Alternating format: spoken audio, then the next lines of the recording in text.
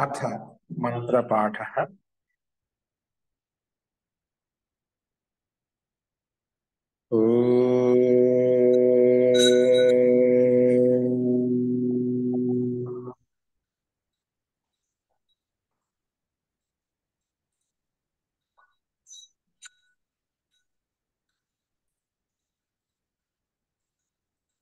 सहनाववतु सहनौ भुनक्तु सह वीर्यं करवावहै तेजस्विनावधीतमस्तु मा विद्विषावहै। ओम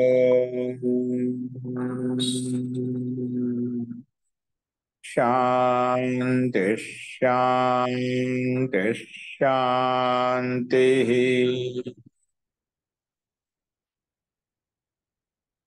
सर्वेभ्यो नमः। అందరికీ నమస్కారం అండి। మనము వేదాంత దర్శనంలో 1వ అధ్యాయంలో 1వ పాదంలో 24వ సూత్రం చెప్పుకుంటున్నాము।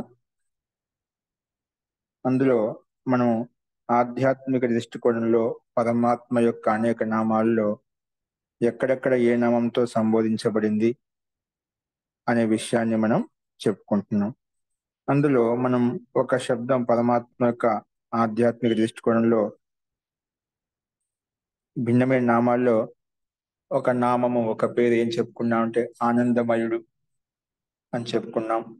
అలాగే అంతః పురుషుడు అంటే అంతః శబ్దం కూడా పరమాత్మ యొక్క వాచకము।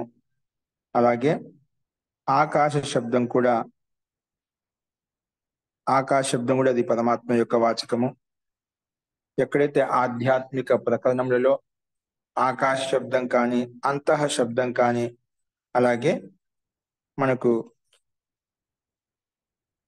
ఆనందమయ శబ్దం ఏదైతే కనిపిస్తుందో ఇవన్నీ కూడా ఆ బ్రహ్మ పరమాత్మ యొక్క వాచకములే అని చెప్పడానికి ఇక్కడ ఉపనిషత్తు యొక్క ప్రమాణాలను వేదం యొక్క ప్రమాణాలను రకరకాలుగా దృష్టాంతాలతో మనం చెప్పుకుంటూ ఉన్నామండి। ఈ రకంగా చూసాము। అదే క్రమంలోనే ప్రాణ శబ్దం కూడా పరమాత్మ యొక్క వాచకమే బ్రహ్మ యొక్క వాచకమే అని చెప్పుకున్నాము। ఎందుకంటే ప్రాణ శబ్దానికి సందర్భాన్ని బట్టి ప్రకరణని బట్టి అనేక రకాలుగా మనము వ్యాఖ్యానం చేస్తుంటాం। ప్రాణ శబ్దానికి అనేక అర్థాలు ఉన్నాయి, ఉన్నప్పటికీ కూడా ఇక్కడ మాత్రం ఆధ్యాత్మిక ప్రకరణలు ఎక్కడైతే ప్రాణ శబ్దం వస్తుందో అది కూడా మనకు బ్రహ్మ వాచకం తీసుకోవాలి। ఎందుకంటే ఇక్కడ ఈ ప్రకరణంలో ఆధ్యాత్మ ప్రకరణంలో ప్రాణ శబ్దానికి కూడా ఆ బ్రహ్మకు సంబంధించిన లక్షణాలు ఏవైతే ఉన్నాయో ధర్మాలు ఏవైతే ఉన్నాయో ఈ ప్రాణ శబ్దంలో కూడా ఘటితమవుతున్నాయి, ప్రాణ శబ్దంలో కూడా వినియోగించబడుతున్నాయి। కాబట్టి ప్రాణ శబ్దం బ్రహ్మ వాచకమే అని చెప్పుకున్నామట। ఎందుకంటే దీంట్లో అనేక ప్రమాణాలు చెప్పుకున్నాం। ఇదిదం జగత్ సర్వం ప్రాణ ఏజతి నిశ్రితం అని చెప్పుకున్నాము। ఇది జగత్ అంతా కూడా ప్రాణే ఏతి ప్రాణంలోనే గతిశీలంగా ఉంది। అలాగే ప్రాణస్వరూపుడైన బ్రహ్మలోనే నిశ్రితం వల్ల విలీనమైపోతుంది। అలాగే సర్వాణి వ ఇమాని భూతాని ప్రాణం ఏవ అభిసంవిశంతి ప్రాణం అభి ఉజ్జిహతే। ఇక్కడ కూడా మనకు ఇవన్నీ కూడా సమస్త భూతాలు సమస్త జీవులు ఏవైతే ఉన్నాయో అన్ని కూడా ప్రాణంలోనే కలిసిపోతున్నాయి। మళ్ళా సమయానుగుణంగా మళ్ళీ సృష్టి ఉత్పన్నమైనప్పుడు ఇవన్నీ కూడా మళ్ళీ ఉత్పన్నమవుతున్నాయి। ఈ ప్రక్రియ అంతా కూడా ప్రాణం ద్వారా ప్రాణస్వరూపుడైన పరమాత్మ ద్వారా జరుగుతుంది। కాబట్టి ఈ రకంగా మనకు వ్యాఖ్యానం కథనం బట్టి ఏమర్థం అవుతుంటే ఇక్కడ ప్రాణ శబ్దము బ్రహ్మవాచకం తీసుకున్నప్పుడు అర్థం సంగతి యుక్తంగా ఉంటుంది। కాబట్టి ఇక్కడ ప్రాణ శబ్దం కూడా బ్రహ్మవాచకమే చెప్పి ఈ విషయాన్ని మనం చెప్పుకున్నాం। అలాగే ఇంకో శబ్దం ఏమొచ్చిందంటే జ్యోతి శబ్దం మనం నిన్న ప్రస్తావించుకున్న విశేషంగా జ్యోతి శబ్దం కూడా బ్రహ్మవాచకమే। ఎందుకంటే ఆధ్యాత్మిక గ్రంథంలో ఈ జ్యోతి శబ్దాన్ని బ్రహ్మ విధాయక రూపంలో చెప్పబడిందన్నమాట। ఆధ్యాత్మిక గ్రంథాల్లో ఎక్కడ జ్యోతి శబ్దం ఇవ్వబడిందో అక్కడ అది బ్రహ్మ యొక్క వాచకం కింద పరిగణించబడింది, ఉల్లేఖించబడింది అన్నమాట। ఎందుకు ఏంటి ఆ లక్షణాలంటే చరణాభిధానాత్ అంటే చరణములు అంటే భాగ రూపంలో ఒక శ్లోకంలో మంత్రంలో ఈ విధంగా పాదాలు అంటాము, చరణములు అంటాము, ఒకటి పాదము అంటాం, అలాగా పాద రూపంలో, చరణ రూపంలో, భాగ రూపంలో మనం ఏది చెప్పుకుంటామో అలాగా ఈ జ్యోతి శబ్దానికి క్రమంగా పాద రూపంలో, భాగ రూపంలో లేదా చరణ రూపంలో అనేక సందర్భాల్లో జ్యోతి శబ్దం బ్రహ్మవాచకమే అని చెప్పి అక్కడ అభిధానాలు, అక్కడ కథనం చెప్పబడింది, అక్కడ ఉల్లేఖించబడింది అన్నమాట. చరణాల మాధ్యంతో, భాగాల మాధ్యంతో లేదా పాదముల మాధ్యంతో, ఒకటో పాదంలో రెండో పాదం ఇలా చెప్పబడింది అంటే ఈ మంత్రంలో ఈ రెండో పాదంలో పరమాత్మ యొక్క జ్యోతి శబ్దం పరమాత్మ యొక్క అర్థాన్ని బోధిస్తుంది, ఒకటో పాదంలో పరమాత్మ యొక్క అర్థాన్ని బోధిస్తుంది. అలాగా సందర్భానుగుణంగా ఇదొక కథనం చెప్పబడింది. చరణ అభిధాన, చరణ రూపంలో ఆ జ్యోతి శబ్దం పరమాత్మ యొక్క వాచకం, బ్రహ్మ యొక్క వాచకం అని చెప్పి అక్కడ సందర్భానుగుణంగా, ప్రకరణానుగుణంగా ఆ బ్రహ్మతత్వాన్ని బోధిస్తున్నాయని చెప్పి మనకు ప్రకరణాలు చెప్తున్నాయన్నమాట. అందుకే అదే సందర్భంలో తావాన్ అస్య మహిమ తతో జ్యాయాంశ్చ పూరుష, తతో జ్యాయాంశ్చ పూరుష. ఇక్కడ పూరు శబ్దం దీనికి ఉకారం ఉంటుంది. సో ఇక్కడ తావానస్య మహిమ, ఇక తావాన్ అంటే ఏంటి, ఇక్కడ ప్రకృతి తీసుకోవాలన్నమాట. తావానస్య మహిమ, ఇదంతా బ్రహ్మాండం అంతా కూడా ఆ పరమాత్మ యొక్క మహిమనే. పరమాత్మ యొక్క ఈ బ్రహ్మాండ విశ్వం అంతా ఏదైతే కనిపిస్తుందో తావానస్య మహిమ, ఈ మహాంతమైనటువంటి బ్రహ్మాండ విశాలమైన సామ్రాజ్యంలో లోకాంతాలు ఏవైతే కనిపిస్తున్నాయో, ఈ విశ్వం అంతా ఏదైతే కనిపిస్తుందో మనకు, ఇవన్నీ కూడా ఆ మహిమాన్వితమై ఉన్నాయి. కానీ తతో ఈ జగత్తో కూడా అత్యంత ఉత్కృష్టమైనటువంటి మహిమాన్వితమైనటువంటి వాడు జ్యాయాంశ్చ పురుష, అతనికంటే ఎక్కువ శ్రేష్టమైనటువంటి వాడు, మహిమ కలిగిన వాడు ఆ పురుషుడు అంటే ఆ పరమాత్మ, ఆ బ్రహ్మ. ఈ ప్రకృతి కంటే కూడా అత్యంత మహిమాన్వితుడు, శ్రేష్ఠుడు, ఉత్కృష్టమైనటువంటి వాడు ఆ పురుషుడు అని చెప్పుకున్నాం. అందుకే పాదోస్య సర్వభూతాని త్రిపాదస్య అమృతం దివి, ఒక పాదంలో ఆయన ఈ బ్రహ్మాండ సృష్టి సమస్త జీవులు ఉన్నట్లయితే, బ్రహ్మాండ పిండ ఉన్నట్లయితే మిగిలిన 3 పాదాల్లో ఆ పరమాత్మ యొక్క అమృతం వ్యాపించింది దిలోకం అంతా కూడా. అంటే ఎంత ఆ పరమాత్మలో ఎంత ఆనందం, ఎంత వైభవం ఉంటుందో మనం చెప్పుకోవచ్చు. ఒక పాదంలోనే మనం ఇంత ఆకర్షించుకోపోతున్నాం అంటే, ఆ రెండో పాదంలోకి వెళ్ళిపోతే ఎంత ఉంటుంది, మూడో పాదంలోకి వెళ్ళిపోతే ఎంత ఉంటుంది, 4వ పాదంలోకి వెళ్తే తిరిగి చూడవు అనమాట. అమృతానందని పొందామంటే, ఆ బ్రహ్మానందని పొందామంటే మనం ఎవరు కూడా తిరిగి చూడదు, ఇక్కడే వదిలిపెట్టే సిద్ధంగా ఉంటుంది. మనం చూడలేదు కాబట్టి, మనం దాన్ని గ్రహించలేకపోతున్నాం కాబట్టి, ఆ శక్తి సామర్థ్యం లేదు కాబట్టి ఇదే ప్రపంచం, ఇదే జీవనం, ఇదే అనుకుంటున్నాం, సర్వస్వం ఇదే అనుకుంటున్నాం అట. అందుకే మనం త్యాగం చేయలేకున్నాం. సో కాబట్టి ఈ రకంగా ఆ పరమాత్మ యొక్క వైశిష్ట్యం ఇక్కడ ఈ ఆధ్యాత్మికంలో 3 పాదాలతో అమృతంతో ఆనందంతో నిండి ఉందని చెప్పుకున్నాం. అందుకే ఇక్కడ పురుషస్య బ్రహ్మాత్మన, ఆ బ్రహ్మాత్మ పురుషుడు ఎవరైతే ఉన్నదో 4 పాదాల కింద కల్పన చేసి ఒక పాదంలో ఆ జీవులు సమస్త బ్రహ్మాండం ఉన్నట్లయితే 3 పాదాల్లో అమృతత్వం ఉందని చెప్పి అక్కడ ప్రదర్శించబడింది అన్నమాట. తర్వాత ఇంకేం చెప్పుకున్నామంటే 2వ చరణంలో యద్ అతః పరో దివో జ్యోతి దీప్యతే విశ్వతః పృష్ఠేషు సర్వతః పృష్ఠేషు ఉత్తమేషు అనుత్తమేషు లోకేషు వావా తద్యదిదం అస్మిన్ అంతః పురుషే జ్యోతి తస్య ఏష దృష్టి. ఇక్కడ దృష్టాంతం అంట. ఇది పరమాత్మ ఇక్కడ ఎందుకంటే ఈ ద్వ్యూలోకం కంటే కూడా, ఈ ద్వ్యూలోకం ఇంకెంత విశాలం కనిపిస్తుంది, ద్వ్యూలోకం కంటే పరే అంటే పరపురుషుడు అంటే అత్యంత ఉత్కృష్టమైనటువంటి వాడు ఆ పరమాత్మ. అందుకే ద్వ్యూలోకంలో పరే, ద్వ్యూలోకంలో పరపురుషుడు అన్నమాట. ఏది అతః దివో పరో జ్యోతి అయితే ద్వ్యూలోకం పరంగా ఉత్కృష్టంగా భిన్నంగా జ్యోతి అయితే ప్రకాశిస్తుందో విశ్వతః పృష్ఠే, సమస్త విశ్వంలో సర్వతా పృష్ఠ సమస్త, అదే విషయం ఇంకా ఓపెన్ చేసి చెప్పాడు అని విశ్వంలో సమస్త దిశల్లో వెనక ముందు బహిర్ముఖంగా అంతా కూడా ఉత్తమేషు అనుత్తమేషు లోకేషు, ఉత్తమ లోకాలు అనుత్తమ లోకాలు అంతటా కూడా తద్ యదిదం అస్మిన్ అంత వీటన్నిటిలో కూడా అంతః పురుషే జ్యోతి ఏది కనిపిస్తుందో ఈ బ్రహ్మాండంలో పిండంలో మొత్తం వెనక ముందు మొత్తం చెప్పి ఎక్కడ వదిలిపెట్టకుండా అంతటా ఏదైతే కనిపిస్తుందో తద్ ఇదం అస్మిన్ అంతః, ఇందులో మనం చెప్పినటువంటి సమస్త లోకాలు సమస్త అని చెప్పుకున్నదా, అక్కడ అంతః జ్యోతి ఏదైతే కనిపిస్తుందో అంత జ్యోతి శబ్దం బ్రహ్మాభిదాయకో, అది బ్రహ్మాభిదాయకమే, బ్రహ్మ యొక్క తత్వం అని చెప్పి అర్థం చేసుకోవాలి. ఎందుకంటే పూర్వ ప్రకృతి వచ్చినే పురుషస్య పాదాభిధానం కృతం. ఎందుకంటే పూర్వ ప్రకృతి వచ్చిన ప్రకరణంలో మనకు ఆ పురుషుని యొక్క పాదాపంలో మనం వ్యక్తం చేసుకున్నాం. 4 పాదాల రూపంలో పరమాత్మ యొక్క బ్రహ్మ యొక్క వర్ణన చేసుకున్నామట.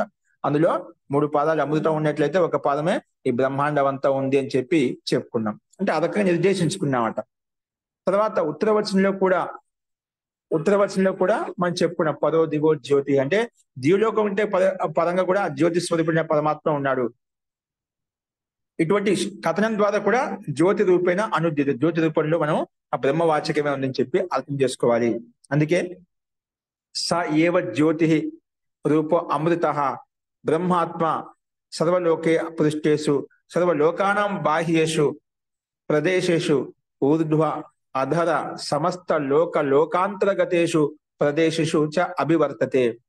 ఈ రకంగా లోకాలు ఆ పరమాత్మక రెండవ మనకు పరో దివో జ్యోతి, దివలోకం కూడా పరే ఆ జ్యోతి స్వరూపుడు పరమాత్మ అంతటా వ్యాపించి ఉన్న బ్రహ్మాత్మ అన్ని లోకాల్లో బయట లోపల పైన కింద అంతటా కూడా సమస్త లోకాంతరాల్లో కూడా అన్ని ప్రదేశాల్లో కూడా అభివర్తిత అంతా వ్యాపించి ఉన్నాడు అని చెప్పి అతస్య దృష్టాంతో, అదే దృష్టాంతం ఇక్కడ వ్యాపించి ఏ విధంగా అయితే వ్యాపించి ఉన్నాడు పరమాత్మ లోకాంతరాల్లో సమస్త దిశల్లో ఉపదిశల్లో అంతటా పైన కింద ఇలా విధంగా వ్యాపించే దృష్టాంతం ప్రకారంగా తస్య దృష్టాంతో, అదే దృష్టాంతం ఇక్కడ కూడా చూపిస్తున్నాం. ఎక్కడ యథా అస్మిన్ పురుషే శరీరే అంతః జ్యోతి ఆత్మజ్యోతి యదా అహం జ్యోతి అభివర్తతే.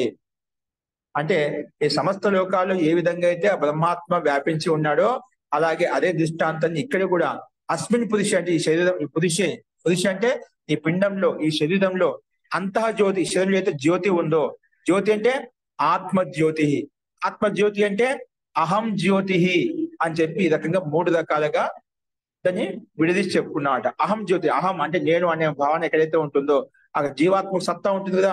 ఎలాగైతే ఈ శరీరంలో హృదయాకాశంలో జీవాత్మ యొక్క జ్యోతి మనకు కనిపిస్తుందో అలాగే ఈ బ్రహ్మాండం అంతలో కూడా జ్యోతి స్వరూపానికి జ్యోతినిచ్చేటువంటి ఆ పరమాత్మ, జ్యోతి స్వరూపుడు ఆ పరమాత్మ, అందరికీ ప్రకాశం ఇచ్చేటువంటి వాడు, జ్యోతిని ఇచ్చేటువంటి వాడు ఆ పరమాత్మ. ఏ విధంగా శరీరంలో మనకు జ్యోతి కనిపిస్తుందో ఆ జ్యోతి కారణంగా శరీరం గతిశీలంగా ఉందో అలాగే సంపూర్ణ బ్రహ్మాండం పిండం అంతా గతిశీలంగా ఉండటానికి ఆ జ్యోతి స్వరూపుడే పరమాత్మను మనం తీసుకోవాలి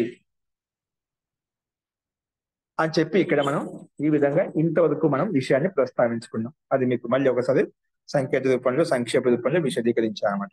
బట్ ఈ రకంగా విషయాన్ని మనం ప్రస్తావించుకున్నాం. ఇంతవరకు మనం చూసాం. అదే విషయాన్ని మళ్ళీ ఇక్కడ అంతేకాకుండా ఈ పరమాత్మ దృష్టాంత రూపం చెప్పిన ఈ పొజిషన్లో ఉండే జ్యోతి అయితే ఉందో, ఆత్మజ్యోతి అహం జ్యోతి అయితే ఉందో అలాగే పరమాత్మ కూడా అంతటా వ్యాపించి ఉన్నాడు, ఓతప్రోతమై ఉన్నాడు అని చెప్పి విషయాన్ని చెప్పుకున్నాం. ఇదే విషయానికి ఆ వచనమే కాకుండా ఇంకా వేదంలో కూడా చెప్పబడింది అనే విషయాన్ని భిన్నంగా చెప్తున్నారు ఇక్కడ. చూడండి, ఈరోజు చెప్పేటువంటి పాఠంలో మీకు స్లైడ్ మీద కనిపిస్తుంది మధ్య భాగంలో ఉక్తం హి అన్యత్ర వేదే, వేదంలో కూడా అన్యత్ర వేదంలో కూడా జ్యోతి శబ్దం బ్రహ్మవాచకం అని చెప్పి వేదమంతాలు అన్ని చోట్ల కూడా వేద చోట్ల కూడా చెప్పబడిందన్నమాట. ఏంటి జ్యోతి అంటే, జ్యోతి అంటే ఆత్మజ్యోతి అని అర్థం చేసుకో. జ్యోతి అంటే ఇక్కడ ఆత్మజ్యోతి. ఏ విధంగా జ్యోతి మనం శరీరంలో ఆత్మజ్యోతి అని చెప్పుకున్నదా అలాగా ఇక జ్యోతి ఆత్మజ్యోతి అని ఇక్కడ మనం ఆత్మ తీసుకుందాం. ముందు ఒక దృష్టాంత రూపాలు చూపిస్తున్నామట. జ్యోతి అంటే ఆత్మజ్యోతి, దాన్నే విమే కర్ణాపతయో విచక్షుర్ వి ఇదం జ్యోతి హృదయే ఆహితం యత్, హృదయే ఆహితం యత్ అంటే విమే కర్ణ అంటే ఈ కర్ణ చెవులు ఏవైతే ఉన్నాయో అవి అత్యంత గతిశీలంగా ఉన్న విషయాన్ని అత్యంత శీఘ్రంగా గ్రహిస్తున్నాయి. చక్షులు తన ఇంద్రియాల ద్వారా సమస్త విషయాన్ని గ్రహిస్తున్నాయి, సమస్త విషయాన్ని దృష్టిగోచరం చేసుకుంటున్నాయి, అన్ని సమస్త బ్రహ్మాన్ని చూడగలుగుతున్నాయి. అలాగే ఇదం జ్యోతి హృదయే ఆహితం, అలాగే జ్యోతి స్వరూపమైనటువంటి ఆత్మజ్యోతి హృదయే ఆహితం, హృదయాకాశంలో ఉన్నటువంటి జ్యోతి ఏదైతే ఉందో అది కూడా ఏదైతే ఉందో అదే ఆత్మజ్యోతి అని చెప్పుకున్నాను. యథా ఏవ ఆత్మజ్యోతి, శరీరంలో మనకు ఇంద్రియాల్లో ఏ విధంగా ఇంద్రియాలు తమ ధర్మానుగుణంగా ఏవైతే విషయాన్ని గ్రహిస్తున్నాయో అలాగే ఆత్మజ్యోతి ఈ హృదయంలో ఉండే జ్యోతి అయితే ఉందో, జ్యోతి హృదయే ఆహితం యత్, హృదయాకాశంలో ఉన్నటువంటి జ్యోతి అంటే ఆత్మజ్యోతి ఏదైతే ఉందో అది కూడా ఇక్కడ మనం ఆత్మజ్యోతి అంటే అది పరమాత్మ జ్యోతికి తీసుకోవాలి అని ఋగ్వేదంలో చెప్పబడింది అన్నమాట. అందుకే యథా ఏవ ఆత్మజ్యోతి, ఏ విధంగా శరీరంలో ఉండే ఆత్మజ్యోతి అహం జ్యోతి అని చెప్తున్నాం కదా, అలాగే యథా ఏవ ఆత్మజ్యోతి తథైవ బ్రహ్మాత్మ జ్యోతి, ఆ పరమాత్ముడా బ్రహ్మాత్మ జ్యోతి, జ్యోతికి కూడా జ్యోతికి ప్రకాశం ఇచ్చేటువంటి వాడు, ఈ బ్రహ్మాండం అంతటి కూడా ప్రకాశం ఇచ్చేటువంటి వాడు ఆయన పరం జ్యోతి ఆ పరమాత్మ అని చెప్పి ఇక్కడ స్పష్టంగా ఋగ్వేదం యొక్క మంత్రం ద్వారా తెలుస్తున్నమాట. అంటే ఇంద్రియాలు ఏ విధంగా కర్ణేంద్రియాలు చక్షుంద్రియం ఏ విధంగా అతని విషయాన్ని గ్రహిస్తున్నాయో తీవ్రంగా గతిశీలంగా ఉంటున్నాయో, అలాగే ఇదం జ్యోతి హృదయే ఆహితం, హృదయాకాశంలో ఉన్నటువంటి జ్యోతి ఏదైతే ఉందో అది ఆత్మజ్యోతి అని చెప్పుకున్నాం. ఆత్మజ్యోతి ఏ విధంగా ఉందో అలాగే బ్రహ్మాత్మ జ్యోతి కూడా తీసుకోవాలి. ఈ విధంగా హృదయంలో మనకు ఆత్మకాలం ఏ విధంగా శరీరం గతిశీలంగా ఉందో అది సంపూర్ణ బ్రహ్మాండ విశ్వం అంతా గతిశీలంగా ఉండాలంటే అక్కడ పరమాత్మ జ్యోతి కూడా ఆవశ్యకం. అందుకే ఇక్కడ జ్యోతి శబ్దం ఆధ్యాత్మ ప్రకరణంలో ఎక్కడైతే వచ్చిందో అది బ్రహ్మవాచకమే తీసుకోవాలి. జ్యోతి శబ్ద రూపంలో బ్రహ్మ తీసుకోవాలని చెప్పి చెప్పుకున్నామట. అందుకే యథైవ ఆత్మజ్యోతి తథైవ బ్రహ్మాత్మ అపి జ్యోతి అస్తి అని చెప్పి ఈ విషయంగా చెప్పుకున్నాం. అలాగే ఇంకొక ప్రమాణం చూపిస్తున్నామట. వేదే అపి దివహ పరహ ఇతి వత్ ఉచ్యతే. వేదంలో కూడా ద్విలోకం కంటే పరమైనటువంటి వాడు అంట పరమాత్మ, ఆ బ్రహ్మాత్మ. ఈ ద్విలోకంలో కనిపించే ద్విలోకం అంటే కూడా పరస్వరూపుడు అంట, పరమైనటువంటి భిన్నమైనటువంటి వాడు, అంతటా వ్యాపించి ఉన్నాడు. ఇతివత్ ఉచ్యతో ఆ రకంగా ఇక్కడ చెప్పబడుతుంది. ఏం చెప్పబడుతుంది యజుర్వేదంలో? త్రిపాద ఊర్ధ్వం ఉదయితి పురుష. మనం 3 పాదాల్లో ఆ పదం బ్రహ్మాత్మ వ్యాపించి ఉన్నాడు, అమృతత్వంతో వ్యాపించి ఉందని చెప్పిన కదా. ఆ 3 పదాల కంటే కూడా త్రిపాద్ ఊర్ధ్వం ఉదయితి పురుష, ఆ 3వ పాదాల కంటే కూడా 3 పాదాలు అమృతం ఉందని చెప్పుకున్నాం. దాన్ని ఆ రకంగా ఉత్కృష్టంగా చెప్పుకున్నాం. అంతకంటే కూడా ఎక్కువ పరమాత్మ ఉదయితి పురుష, ఊర్ధ్వంగా ఉన్నతంగా ఉత్కృష్టంగా ఆ పరమాత్మ ఇంకా ఉత్కృష్టంగా ఉన్నాడు. త్రిపాద్ ఊర్ధ్వం, 3 పాదాల కంటే ఊర్ధ్వంగా ఉన్నతంగా ఉదయితి పురుష ఆ పరమాత్మ గతిశీలంగా ఉంటున్నాడు. అన్ని సామర్థ్యాలతో ఐశ్వర్యంతో యుక్తమై ఉంటున్నాడు అని చెప్పి ఇక్కడ 3 పాదాలకు ఉంటే కూడా అత్యంత ఉన్నతంగా ఉత్కృష్టంగా ఉన్నాడని చెప్పి ఇక్కడ యజుర్వేదం యొక్క మంత్రాన్ని చెప్పుకున్నాం. ఆ 3 పాదాలతో అమృతం వ్యాపించి ఉందని చెప్పుకున్నాం. ఆ 3 పాదాలతో కూడా ఇంకా అత్యంత ఉత్కృష్టమైనటువంటి వాడు, అంతకంటే ఆనందమైనటువంటి దాన్ని మనం పరమాత్మ యొక్క వర్ణన చేయలేము, పరమాత్మ అభివ్యక్తం చేయలేము, పరమాత్మ యొక్క ఆనందాన్ని, పరమాత్మ యొక్క వైభవాన్ని. అంత విశాలాతి విశాలమైనటువంటి వాడు ఆ పరమాత్మత్వం అనమాట. అందుకే మనకు వేదంలో ఇలాగూ చెప్పుకుంటారు. యజుర్వేదంలో అగ్నిరెప్పి సాగుచ్చితే, అగ్ని శబ్దం అగ్ని స్వరూపుడు ఆ బ్రహ్మ అంటున్నాం. అంటే అగ్ని శబ్దంతో ఆ పరమాత్మను చెప్పుకునే విధంగా జ్యోతి శబ్దంతో పరమాత్మను వ్యక్తం చేసుకుంటున్నామో, వేదమంత్రాలను మనం ప్రమాణంగా తీసుకుంటున్నామో, అలాగే అగ్ని శబ్దం కూడా పరమాత్మ యొక్క వాచమే. అగ్ని ఇప్పుడు మన ఋగ్వేదంలో మొట్టమొదటి మొత్తం అగ్నిమేడే పురోహితం అని చెప్పేది అగ్ని శబ్దం వచ్చింది. అక్కడ మొట్టమొదటి శబ్దం ఋగ్వేదంలో అక్కడ అగ్ని శబ్దం పరమాత్మ యొక్క వాచకం అనమాట. అలాగే వేదంలో అగ్ని శబ్దంలో పరమాత్మ యొక్క వాచకంగా చెప్పబడింది అనమాట. ప్రకరణను బట్టి ఇక్కడ అగ్నిరపి సాగుచ్యతే వేదే, వేదంలో కూడా అగ్ని శబ్దం కూడా పరమాత్మ యొక్క వాచకమే వచ్చింది. తదేవ అగ్ని తద్ చంద్రమాహ అని చెప్పి ఇక్కడ మనకు ఒక యజుర్వేదం యొక్క మంత్రం ఇవ్వబడింది అనమాట. సో తదేవ అగ్ని అంటే అదే అగ్ని, అదే బ్రహ్మాత్మ అని ఈ రకంగా వేద మంత్రంలో చెప్పబడిందో అలాగే జ్యోతి శబ్దం కూడా బ్రహ్మవాచకమే అని చెప్పి తీసుకోవాలి అని చెప్పి యజుర్వేదం యొక్క ప్రమాణం చూపిస్తూ ఇక్కడ జ్యోతి శబ్దం ఏదైతే ఉందో అది బ్రహ్మవాచకం అని చెప్పి పుష్టీకరణ చేస్తున్నాను అనమాట.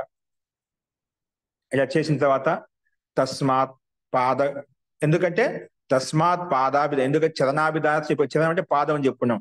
పాదం ద్వారా ఇప్పుడు భిన్న పద్ధతులు తదేవాగ్ని తద్ చంద్రమాహ అని చెప్పి త్రిపాద్ ఊర్ధ్వం ఉదయతి పురుష, ఇవన్నీ ఒక పాదం తీసుకున్నా, సంపూర్ణ పాదాలు చెప్పలేదు అనమాట, మొత్తం చెప్పలేదు.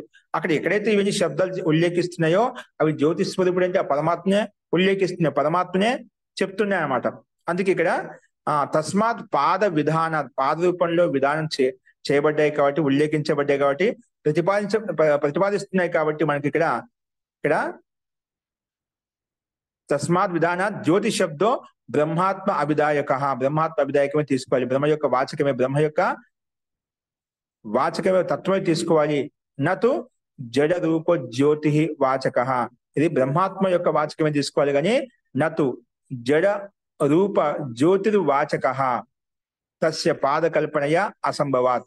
జడ రూపంలో ఉన్న జ్యోతి ఏదైతే ఉందో మనకు భౌతిక జ్యోతి ఏదైతే ఉందో అది మనం ఇక్కడ తీసుకోకూడదు. ఎందుకంటే ఆ జ్యోతికి పాదకల్పన పరమాత్మ రూపంలో బ్రహ్మ రూపంలో కల్పన చేయడం అసంభవాత్. భౌతిక జ్యోతిని అనేది పరమాత్మ యొక్క వాచకంగా మనం చెప్పడం, కల్పించడం అనేది, ఊహించడం అనేది అసంభవం కాబట్టి, సంభవించదు కాబట్టి ఇక్కడ జ్యోతి శబ్దం జడ రూపంలో ఉన్న భౌతిక జ్యోతి కాకుండా ఇక్కడ పాద విధానం చేత కల్పించబడేటువంటి శబ్దం ఏదైతే ఉందో బ్రహ్మాత్మ యొక్క వాచకమే, బ్రహ్మాభిదాయకం అని చెప్పి అర్థం చేసుకోవాలి. అందుకే మనకు ఇక్కడ జడ రూపంలో ఉన్నటువంటి జ్యోతి శబ్దం అది బ్రహ్మవాచకం కాదు. అక్కడ పాదకల్పన అసంభవ, అక్కడ సంభవించదు కాబట్టి అని చెప్పి ఈ రకంగా జ్యోతి శబ్దం బ్రహ్మవాచకం అని చెప్పి తీసుకున్నాము.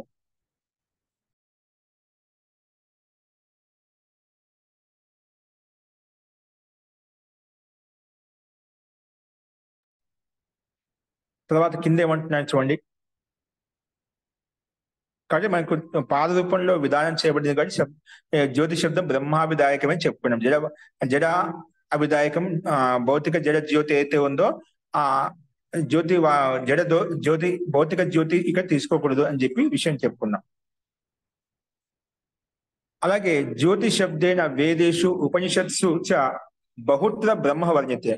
ఈ జ్యోతి శబ్దం ఎక్కడైతే వచ్చిందో, ఎక్కడ జ్యోతి శబ్దేన వేదేషు వేదంలో, ఉపనిషత్తుల్లో కూడా ఉపనిషత్సు చ బహుత్ర బ్రహ్మ వర్ణ్యతే, చాలా అనేక చోట్ల అనేక సందర్భాల్లో ఇక్కడ జ్యోతి శబ్దం బ్రహ్మ యొక్క వర్ణన చేయబడింది. ఉపనిషత్తులైనా వేదాలైనా కూడా అది ఒక వచనం చెప్పుకున్నాం. తద్యత అది ఎక్కడ వర్ణించబడింది అంటే ఇక్కడ చెప్తున్నారు, ఒక వేదం అంతా చెప్తున్నారు. ధ్రువం జ్యోతి నిహితం దృశయే కం మనోజవిష్టం పతయస్వంత అని చెప్పి ఇక్కడ ధ్రువం జ్యోతి శబ్దం ఇక్కడ నిహితమైందన్నమాట. ఇక్కడ మనకు కనిపిస్తున్నా ఈ జ్యోతి శబ్దం ఇక్కడ బ్రహ్మాభిదాయకమే, బ్రహ్మవాచకం అని చెప్పి తీసుకోవాలి. అలాగే విశ్వే దేవాహ సమనస సకేత ఏకం క్రతుం అభివియంతి సాధు. ఇక్కడ కూడా మనకు విశ్వే దేవాహ సమనస, విశ్వ సమస్త దేవతలంతా కూడా సకేతాహ ఏకం క్రతుం అభివియంతి సాధు. ఒకే కల్ప స్వరూపం అంటే ఆ పరమాత్మలో ఓతపోతమైన పరమాత్మలో అంతం ఏకీభావం అవుతున్నదని చెప్పి ఇక్కడ ఈ మంత్రాంశంలో చెప్పబడింది అన్నమాట. కానీ ఈ రెండు కూడా ఏష సంప్రసాదో అస్మాత్ శరీరాత్ సముత్థాయ, ఈ సంప్రసాద ఈ విషయం ఏదైతే ఉందో అస్మాత్ శరీర, ఈ శరీరం నుంచి సముత్థాయ పరం జ్యోతి అంటే ఉపసంపాద్య, అంటే ఈ అంతర్జ్యోతి ఆత్మజ్యోతి అహం జ్యోతి అయితే ఉందో ఈ శరీరం నుంచి ఉత్కృష్టంగా ఉన్నతంగా పైకి వెళ్ళిపోతూ అంటే ఆ బ్రహ్మలో లీనమైపోతూ అనమాట. అస్మా శరీరాత్ అంటే బహిర్ముఖంగా వెళ్ళిపోతూ అస్మా శరీర సముత్థాయ లేచిపోయి పరం జ్యోతి అంటే ఉత్కృష్టమైన జ్యోతి అంటే పరం జ్యోతి, ఆ పరమాత్మ జ్యోతి అయితే ఉందో పరం జ్యోతి ఉపసంపాద్య ఆ పరం జ్యోతిని, పరమాత్మ యొక్క జ్యోతిని పొంది స్వేన రూపేణ అభినిష్పద్యతే, తన స్వరూపంలో తన ఆత్మస్వరూపంలో నిలబడిపోతుంది. తదా ద్రష్టు స్వరూపే అవస్థానం చెప్పి ఎప్పుడైతే మన చిత్తంలో ఉన్నటువంటి వృత్తులు నిరోధించబడతాయో అప్పుడు ఆత్మ యొక్క స్వరూపం ఎలా ఉంటుంది? తదా ద్రష్టు స్వరూపే అవస్థానం. తదా ద్రష్టు ఆ జీవాత్మ ఆ ద్రష్ట అయినటువంటి పరమాత్మలో విలీనమైపోతుంది, ఆత్మలో విలీనమైపోతుంది. నీ మనసు ఆత్మలో విలీనమైపోతుంది, బ్రహ్మలో ఐక్యమైపోతుంది. తదా ద్రష్టు స్వరూపే, తమ స్వరూపంలో స్థితమైపోతుంది. నీ ఆత్మ స్వరూపంలో స్థితంగా ఉంటావు, పరమాత్మ స్వరూపంలో స్థితమై ఉంటావు. ఇక్కడ నీకు బాహ్య ఆడం ప్రకృతి ఇవన్నీ ఏమి కనిపించమాట, ఆ రకమైన స్థితి నీకు ఏర్పడుతుంది. అందుకే పరం జ్యోతి ఉపసంపాద్య స్వేన రూపేణ అభినిష్పద్య, తన స్వయం రూపంలో విరాజమానుడవుతాడు, అక్కడ తన ఆత్మస్వరూపంలో నిహితమవుతాడని చెప్పి ఇక్కడ ఈ మంత్రాంశం చెప్తుందన్నమాట. అలాగే చాంద్రోగ్యోపనిషత్తులో ఇది చాంద్రోగ్యోపనిషత్తు విషయం చెప్పుకున్నాడు. అలాగే ఇంకా ముండకోపనిషత్తులో కూడా ఏం చెప్పారంటే తత్ శుభ్రం జ్యోతిషాం జ్యోతి, అతను శుద్ధమైనటువంటి వాడు, జ్యోతిలో కూడా పరమ జ్యోతి వంటి వాడు.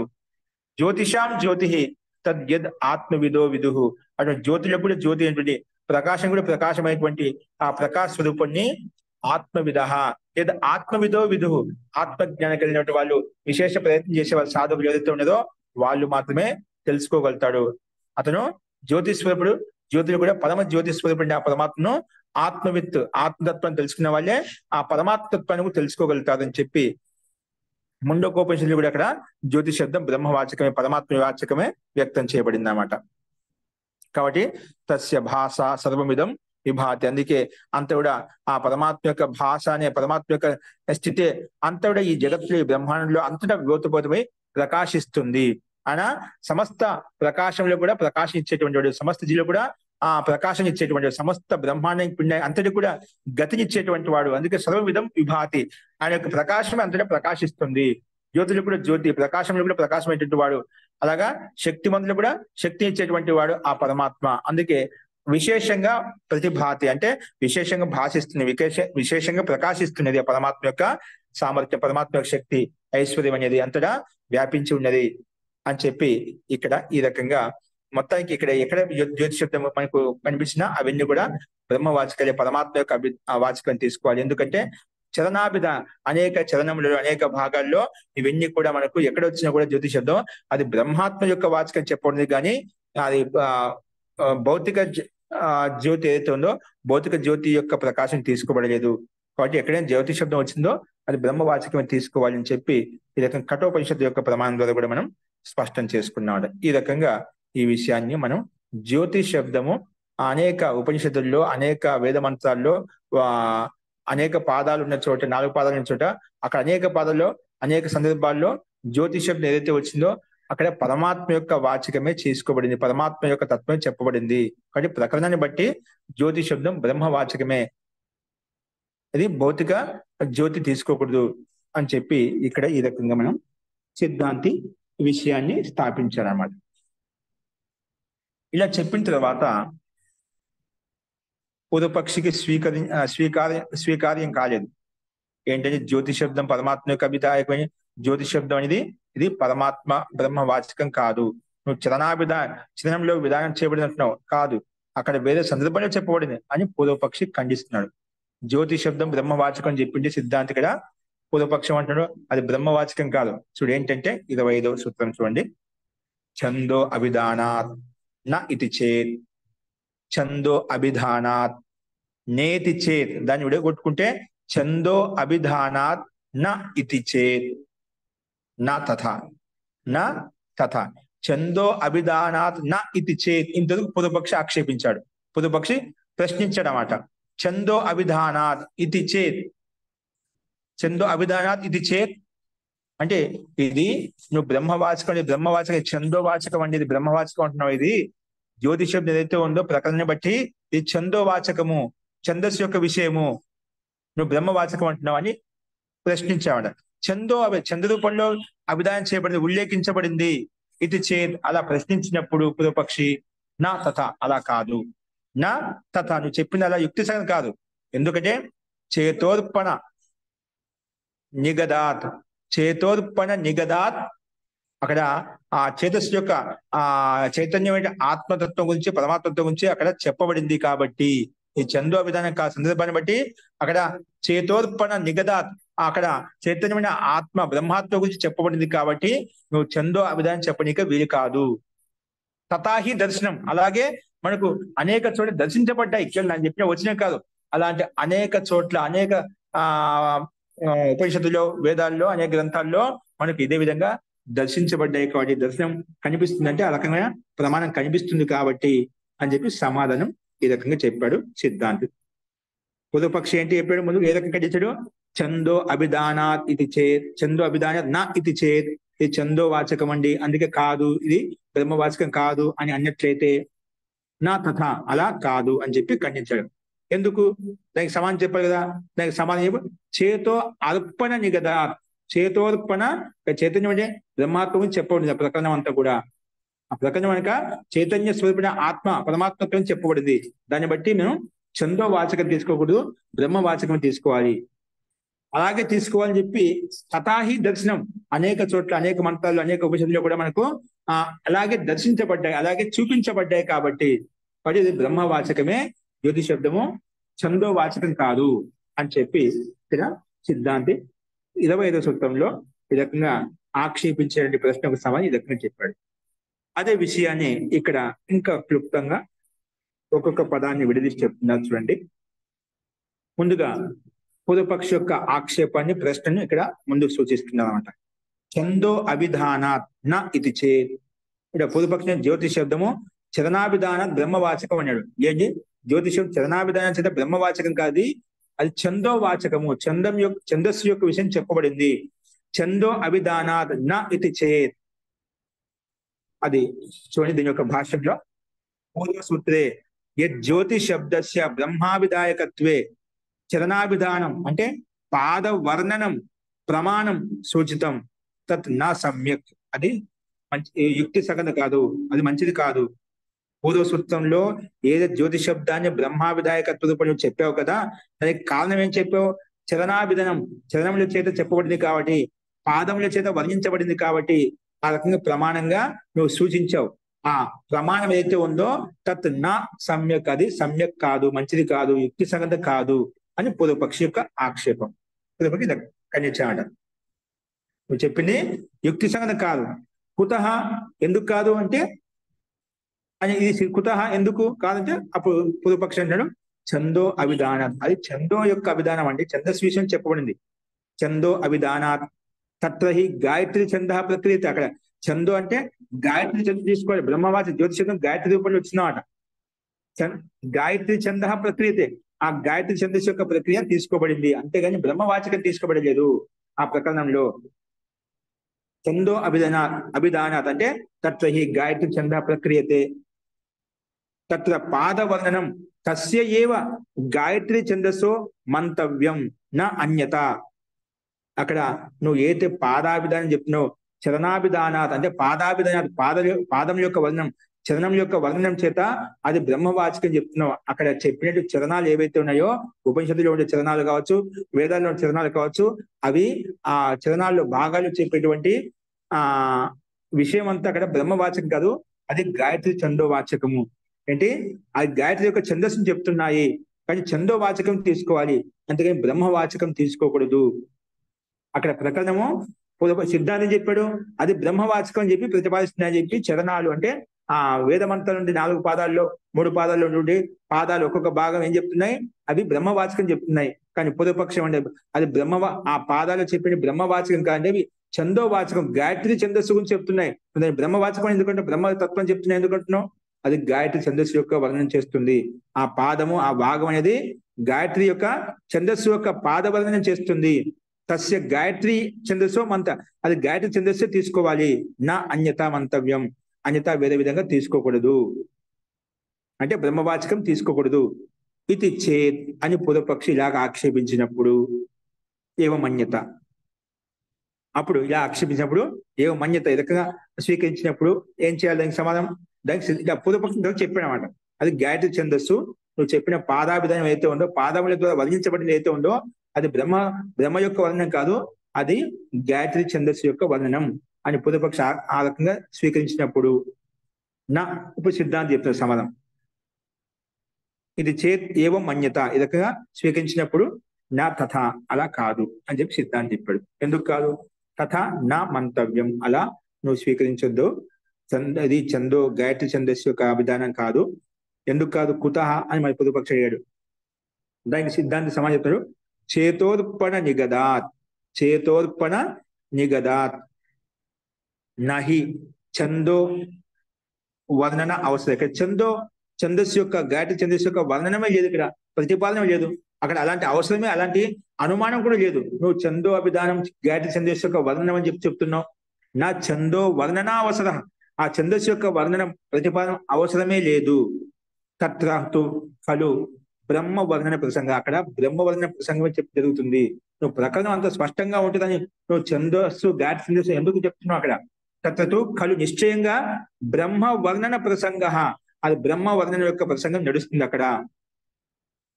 ఎందుకంటే పూర్వ ఖండాదేవ బ్రహ్మవర్ణం ప్రకరణం అంటే, ఇక్కడ ఈ మంత్రాంశం ఏది చెప్పుకున్నామో మనం బ్రహ్మవర్ణాన్ని ఇచ్చేటువంటి ప్రకరణాలు ఏవైతే ఉన్నాయో, దానికంటే పూర్వ ఖండం, పూర్వ భాగం ఏదైతే ఉందో అక్కడ బ్రహ్మ గురించి వర్ణించుకుంటూ వస్తున్నామట. దాన్ని బట్టి మనం ప్రకరణమే చెప్తుంది ఇక్కడ బ్రహ్మ వర్ణనం అని చెప్పి, నువ్వేమో గాయత్రి ఛందస్సు యొక్క వర్ణనం అంటున్నావు. అది యుక్తి సగం కాదు. పూర్వ ఖండాదేవ ఎక్కడైతే బ్రహ్మవర్ణం చెప్పబడిందో అంతకంటే ముందు పూర్వ ఖండం, పూర్వ భాగం నుంచే బ్రహ్మవర్ణం ప్రక్రమతే, ఆ బ్రహ్మ యొక్క ప్రకరణం నడుస్తుంది. ఎలా అంటే ఏతాం ఏవం బ్రహ్మోపనిషదం వేద, ఏతాం ఏవ బ్రహ్మోపనిషదం వేద అని చెప్పి చాందోగ్యోపనిషత్తులు అక్కడ ఆ ప్రకరణంలో మనకు బ్రహ్మయోపనిషదం వేద అని చెప్పి అక్కడ ప్రకరణం చెప్తున్నమాట. ఏతాం ఏవ బ్రహ్మోపనిషదం వేద, బ్రహ్మ యొక్క ఉపనిషత్తు అని చెప్పి మనం ప్రస్తావిస్తున్నాం, ప్రారంభించుకుంటా అని చెప్పి అక్కడ ఆ ప్రకరణం చెప్తున్నమాట చాందోగ్యోపనిషత్తులో. అత్ర ఖండే, ఈ ఖండంలో ఈ సూత్రం యొక్క భాగం ఎక్కడి స్టార్ట్ అయిందో, అత్ర ఖండే సమష్టి పురుషో సమష్టి పురుషో గాయత్రి నామ్నో ఉచ్యతే. అక్కడ సమష్టి గాయత్రి పేరుతో బ్రహ్మని చెప్తున్నాడు, గాయత్రి పేరుతో ఛందస్సుని చెప్పలేదు అక్కడ. అక్కడ కూడా ఆ బ్రహ్మ ఆ తత్వాన్ని అక్కడ బ్రహ్మ చెప్పకుండా గాయత్రి పేరుతో, గాయత్రి ఛందస్సు తోటి ఆ బ్రహ్మ యొక్క వర్ణం చెప్పబడింది. రెండు రకాలు బ్రహ్మవాచకం, గాయత్రి శబ్దం, జ్యోతి శబ్దం బ్రహ్మవాచకం కాదు, గాయత్రి శబ్దం కూడా బ్రహ్మవాచకమే చెప్పబడింది. అక్కడ గాయత్రి శబ్దం చూద్దాం బ్రహ్మే తీసుకోవాలి, అంతేగాని గాయత్రి ఛందస్సు కాదు. అక్కడ గాయత్రి శబ్దము బ్రహ్మనే ప్రతిపాదిస్తుంది, అంతేగాని గాయత్రి యొక్క ఛందస్సు యొక్క వర్ణం చేయడం లేదు. అత్ర ఖండ, ఈ ఖండంలో ఈ ప్రకరణంలో సమష్టి పురుషో, సమష్టి పురుషు అంటే ఏమిటండి? అంతటా వ్యాపించి ఉన్నటువంటి, అంతటా ఓతప్రోతమైనటువంటి ఆ పురుషుని యొక్క గురించి ఈ గాయత్రి నామను ఉచ్చులు, గాయత్రి పేరు చెప్పుకున్నమాట. ఆ గాయత్రి అంతటా వ్యాపించి ఉంది, అంతటా దిశల్లో ఉపదిశల్లో అంతటా ఓతప్రోతమై ఉంది, సమష్టి రూపంలో వ్యాపించి ఉంది. అంటే సమష్టి రూపంలో ఎవరు వ్యాపించాలండి? ఆ పరమాత్మ వ్యాపించినాడు. సంసారంలో ఏ జడ వస్తువు, ఏ జీవాత్మ వ్యాపించలేదన్నమాట. అందుకేనా ఆ సమష్టి పురుషు, సమష్టి శబ్దం చెప్తున్నా. వ్యష్టి అంటే ఏమిటి? ఏకదేశంలో ఉంటాడు. సమష్టి అంటే సంపూర్ణంగా ఉంటామట. వ్యష్టిగా సమష్టి పురుషు అని చెప్పాం. సమష్టి పురుషు ఎక్కడ ఉంటారు? వ్యష్టి పురుషు అంటే ఏకదేశంలో ఒక జీవాత్మ ఉండొచ్చు, ఒక భాగం ఉండొచ్చు, ఎక్కడో ఒక చోట ఉండొచ్చు అన్నమాట. కానీ ఇక సమష్టి పురుషో శబ్దం వచ్చిందన్నమాట. సమష్టి అంటే అంతటా వ్యాపించి ఉన్నాడు. అంతటా వ్యాపించి ఎవరండి? పరమాత్మే వ్యాపించగలుగుతాడు. పరమాత్మే అంతటా ఓతప్రోతం కాగలుగుతాడు అన్నమాట. కానీ సమష్టి పురుషో గాయత్రి నామ్నో ఉచితే. ఆ సమష్టి పురుషునే గాయత్రి పేరుతో చెప్పుకున్నాము.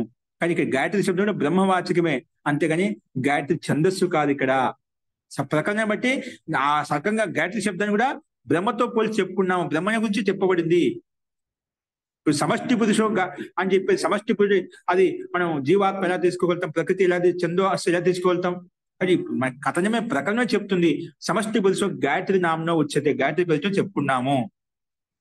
కుతః కథం, ఏ రకంగా చెప్పగలుగుతున్నది, ఎలా అని మళ్ళీ అడిగినప్పుడు తత్ర బ్రహ్మణి చేతోర్పణ నిగదాత్, తత్ర బ్రహ్మణి చేతోర్పణ నిగదాత్. అక్కడ బ్రహ్మలో చేతోర్పణ నిగదాత్, ఆ బ్రహ్మలో మన మనసు చేతోర్పణ నిగదాత్. మన సూత్రంలో వచ్చిందో దానికి సమాధానం ఏం చెప్పాడు సిద్ధాంతి? ఇది చందో అభిదాయకము, గాయత్రి యొక్క అభిదాయకం అంటే లేదండి, ఇది చేతోర్పణ నిగదాత్. ఇక్కడ చేతోర్పణ నిగదాత్ అని హేతు ప్రస్తావి సమాధానం చెప్పాడు. ఆ చేతో అర్పణ నిగదాత్, మూడు పదాలు ఉన్నాయి చూడండి ఇక్కడ. చేతో అర్పణ నిగదాత్, ఇక్కడ అదే పదాన్ని ఇక్కడ విడదీశాడు. చేత అంటే మనః, అర్పణం అంటే నివేశనం, నిగదాత్ అంటే ప్రతిపాదనాత్. అంటే మూడు రకాలు విడదీసి చెప్పాడు. అంటే మనోనివేశ ప్రతిపాదనాత్, ఆ మనసును ఆ బ్రహ్మలో విలీనం చేయాలి, బ్రహ్మలో యుక్తం చేయాలి అని చెప్తుంది అక్కడ. అక్కడ ఆ నిగదం చెప్తుందంటే అక్కడ మనకేం చెప్తుందంటే, అక్కడ ఛందస్సు గాయత్రి ఏం చెప్తుందంటే ఆ బ్రహ్మలో నీ మనసును విలీనం చేయాలి. అక్కడ మనోనివేశం, ఆ మనసును లగ్నం చేయాలి అని ప్రతిపాదించబడింది. చేత అంటే ఆ చైతన్య స్వరూపంగా పరమాత్మలో నీ మనసును లగ్నం చేయాలి, నీ మనసును యుక్తం చేయాలి, అలాంటి అర్థం చెప్పబడింది. ఇక్కడ బ్రహ్మాత్మ యొక్క వర్ణనం చెప్పబడింది అన్నమాట. అక్కడ స్పష్టంగా ఉంది మనోనివేశ ప్రతిపాదన అంటే చేతోర్పణ నిగద, చేతస్సును అర్పణం చేయాలి, ప్రవేశింప చేయాలి అని అక్కడ నిగదాత్ అంటే ప్రతిపాదించబడింది. మనః ప్రవేశో హి తత్ర యథాస్యాత్, మనసు యొక్క ప్రవేశ బ్రహ్మలో లీనం కావాలి అని ఆ విషయాన్ని యథాస్యాత్ ఇది గాయత్రి ఛందస, అది గాయత్రి ఛందస్సు మాధ్యంతో సామ్య ప్రదర్శనం సుగమార్థం. అక్కడ సామ్యమైనటువంటి సమానమైన ప్రదర్శనం అనేది సుగమతాపూర్వకంగా సరళపూర్వకంగా తెలుసుకోవడం కొరకు అలాగా చెప్పబడింది. అంతేగాని గాయత్రి ఇక్కడ శబ్దం ఛందస్సు అని అర్థం తీసుకోవచ్చు. గాయత్రి శబ్దం చేత పరమాత్మ తీసుకోవాలి, బ్రహ్మే తీసుకోవాలి అని చెప్పి ఇక్కడ మనకు స్పష్టంగా ఉల్లేఖించబడింది. అందుకే మనో ప్రవేశో హి తత్ర యథాస, మనసు యొక్క ప్రవేశం బ్రహ్మలో లగ్నం కావాలి అని గాయత్రి ఛందస సామ్య ప్రదర్శనం సుగమార్థం. అలా సామ్యమైన ప్రదర్శనం అనేది సాదృశ్యత అనేది సుగమతాపూర్వకంగా అర్థం చేసుకోవడం కొరకు అలా చెప్పబడింది. నీ మనసును ఆ పరమాత్మ లగ్నం చేయి, విలీనం చేయి అని ఇక్కడ చెప్పబడింది. అందుకే ఇక్కడ చాందోగ్య ఉపనిషత్తులో కూడా సాయేష చతుస్పద షడ్విధ గాయత్రి, అక్కడ సాయేష చతుస్పద షడ్విధ గాయత్రి ఎన్ని పదాలు ఉంటాయి? 4 పాదాలు ఉంటాయి. ఒక్కొక్క పాదంలో ఎన్ని ఉంటాయి? 6 అక్షరాలు ఉంటాయి. ఆ రకంగా మనకు మొత్తం మనకు గాయత్రి 24 అక్షరాలు మనకు యుక్తం అవుతాయి. 24 అక్షరాలతో ఉండే గాయత్రి ఛందస్సు అంటాం కదా. అలాగే ఇక్కడ ఈ మంత్రాన్ని మనకు అక్కడ చెప్పిన పథకంలో సాయేష చతుస్పద 4 పాదంలో ఉన్నటువంటి గాయత్రి షడ్విధ అంటే ఒక్కొక్క చరణంలో ఒక్కొక్క పాదంలో ఎన్ని అక్షరాలు ఉన్నాయి? 6 అక్షరాలు ఉన్నాయి. గాయత్రి మంత్రాన్ని గాయత్రితో యుక్తమైన మంత్రాలు ఏవైతే ఉన్నాయో వాటిని మనము 4 పాదాలుగా విభాగం చేసుకున్నట్లయితే గాయత్రి ఛందస్సుతో యుక్తమైనటువంటి మంత్రాలు అన్నిటిని కూడా అవి ఒక్కొక్క పాదంలో 6 అక్షరాలు ఉన్నాయి. అలాగా 4 పాదాల్లో మొత్తం 24 అక్షరాలు అవుతాయి మనకు ఇక్కడ. అందుకే ఇక్కడ స ఏష చతుష్పద ఆ గాయత్రి ఏదైతే ఉందో చతుష్పద 4 పాదాలతో యుక్తమై ఉండి షడ్విధ అంటే ప్రతి పాదంలో కూడా 6 అక్షరాలతో యుక్తమైనటువంటి వర్ణాలు ఉన్నాయి. అందుకే షడ్విధ గాయత్రి అని చెప్పి చాందోగ్యోపనిషత్తు చెప్పుకున్నాట. చాందోగ్యోపనిషత్తు కూడా ఈ రకంగా మనకు స్పష్టంగా చెప్పండి. ఇక్కడ గాయత్రి శబ్దం ద్వారా మనకు సుగమతాపలకు అర్థం చేసుకోవడం కొరకు ఆ బ్రహ్మనే గురించి చెప్పుకున్న ఆ బ్రహ్మలో ఈ మనిషి యొక్క నివేశం కలగాలి, బ్రహ్మలో విలీనం కావాలని చెప్పి అక్కడ ప్రకరణం చెప్తుంది. కాబట్టి ఆ ప్రకరణం బట్టి చేతో అర్పణ్య కదా ఇక్కడ చైతన్యం ఆ మనసును చేత అని ఆ మనసును మనం ఆ పరమాత్మలో నివేశించడం కొరకు ప్రతిపాదించబడింది. ఆ పరమాత్మలో బ్రహ్మని నివేశనార్థం, బ్రహ్మని ప్రవేశార్థం అక్కడ విశేషంగా చెప్పబడింది. ఆ విషయాన్ని మనం గాయత్రి మంత్రం ద్వారా మనము 6 అక్షరాలతో నిండినటువంటి ప్రతి పాదము 4 పాదాలతో యుక్తమైనటువంటి ఈ ఛందస్సు ఏదైతే ఉందో ఈ రకంగా మనకు చాందోగ్యోపనిషత్తు గాయత్రి ఛందస్సు ద్వారా కూడా దాని యొక్క సామ్యమైన ప్రదర్శన చెప్పడం కొరకు సౌలతాపదకు ఇలాగ ఉల్లేఖించుకున్నామని చెప్పుకున్నాం. ఇంతకు ఈ చేతోర్పణ నిగదా దీని యొక్క సమాధానం చెప్పిన తర్వాత పదం ఏముంది? తథాహి దర్శనం. తథాహి దర్శనం ఉన్నదా ఆ పదాన్ని ఓపెన్ చేసి చెప్తున్నాం. సూత్రంలో ఒక సమాధానం చెప్పాడు. చేతోర్పణ నిగదా దానికి ఓపెన్ చేస్తున్నాం. ఆ మనసును ప్రవేశించడం కొరకు నిగదం అంటే వ్యక్తం చేయబడింది, అభివ్యక్తం చేయబడింది, ప్రతిపాదించబడింది చెప్పుకున్నాం. ఇక్కడ ఆ బ్రహ్మలో మనసును నివేశింపచేయడం కొరకు అని చెప్పుకున్నాం. అలాగే తథాహి దర్శనం రెండో సమాధానం చెప్పారు. తథాహి దర్శనం దీనికి ఈ పదానికి కూడా సమాధానం కిందంగా ఓపెన్ చేసి చెప్తున్నాడు. అలాగే దర్శనం అలాగే తెలియచేయబడింది. అలాగే మనకు మంత్రాలు కనిపిస్తున్నాయి కాబట్టి, దర్శిస్తున్నాయి కాబట్టి, ప్రతిపాదిస్తున్నాయి కాబట్టి అది ఇక్కడ ఓపెన్ చేసి చెప్తున్నారు. తథాహి దర్శనం యథాహి సామ్య ప్రదర్శనార్థం గాయత్రి నామ్న బ్రహ్మ ప్రతిపాద్యత. ఎక్కడైతే పైన చెప్పుకున్నాం సామ్యత ఆ పరమాత్మలో లీనం చేయడం కోసం మనసును ఆ సామ్య ప్రదర్శనార్థం గాయత్రి పేరుతోటి మనం బ్రహ్మ యొక్క ప్రతిపాదన చేసుకున్నామో, గాయత్రి పేరుతో మనం అక్కడ బ్రహ్మ యొక్క ప్రతిపాదన చెప్పుకున్నామట. ఆ పరమాత్మలో ఐక్యం చేయడం, పరమాత్మను నివేశించడం కొరకు మనసును ఏదైతే గాయత్రి రూపంలో మనం ప్రతిపాదించుకున్నామో, బ్రహ్మతత్వాన్ని ప్రతిపాదించుకున్నామో తథా హి అన్యత్ర అలాగే వేరే చోట కూడా దర్శనం ఉపలభ్యతే. వేరే మంత్రాల్లో కూడా ఇలాంటి ప్రమాణమే మనకు ఉపలబ్ధం అవుతుంది. ఇలాంటి ప్రకరణమే మనకు సందర్భమే అక్కడ వేరే చోట కూడా ఉపలబ్ధం అవుతుంది. తథాహి అన్యత్ర దర్శనం ఉపలభ్యతే. ఎక్కడంటే సర్వం హి ఏతద్ బ్రహ్మ అయం ఆత్మ బ్రహ్మ సో అయం ఆత్మ చతుష్పాత్ అని చెప్పి చెప్పుకున్నాం. సర్వం హి ఏతద్ బ్రహ్మ అయం ఆత్మ బ్రహ్మ సో అయం ఆత్మ అని చెప్పి చెప్పుకున్నాడు. సో సర్వం హి ఏతద్ బ్రహ్మ అంటే అయం ఆత్మ బ్రహ్మ. ఇక్కడ అయం ఆత్మ బ్రహ్మ అని చెప్పుకున్నాం. సో అయం ఆత్మ చతుష్పాద్ ఇక్కడ ఆత్మ అయితే ఉందో అంటే పరమాత్మతో చతుష్పాద్ అని చెప్పి 4 పాదాలతో యుక్తమైనటువంటి మాండుక్యోపనిషత్తులో మనం చెప్పుకున్నామట. ఎందుకంటే అత్రతో బ్రహ్మణ చతుష్పాదత్వం ఉక్తం. ఇక్కడ అయం ఆత్మ చతుష్పాద్ అని బ్రహ్మాత్మ 4 పాదాలతో యుక్తం చేసి చెప్పుకున్నామట.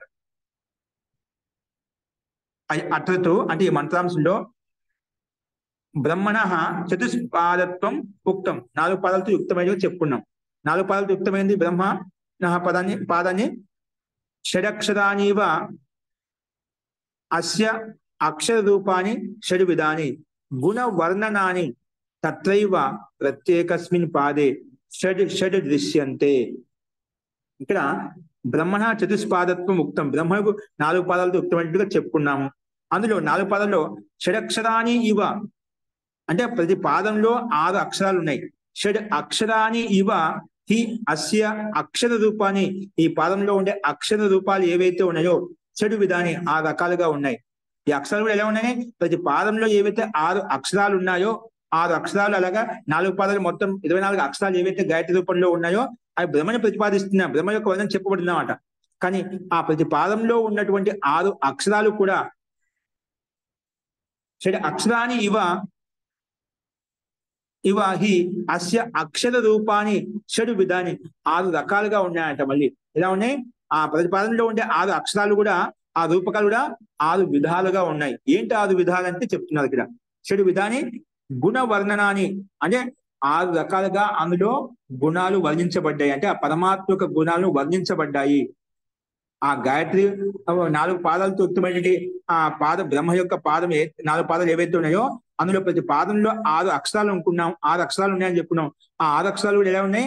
ఆ బ్రహ్మ యొక్క గుణాలను, ప్రతి వర్ణం కూడా ఆ బ్రహ్మ యొక్క గుణాలను వర్ణిస్తున్నాయి. అందుకే షడు షడ్ అక్షర రూపకాన్ని, ఈ అక్షర రూపాలు షడు విధాని ఏవైతే ఉన్నాయో 6 అక్షరాలతో ఉన్నటువంటి పాదంలో అవన్నీ ఎలా ఉన్నాయంటే షడు విధాని గుణవర్ణని, ఆ 6 రకాలతో యుక్తమైన గుణాలను వర్ణిస్తున్నాయి.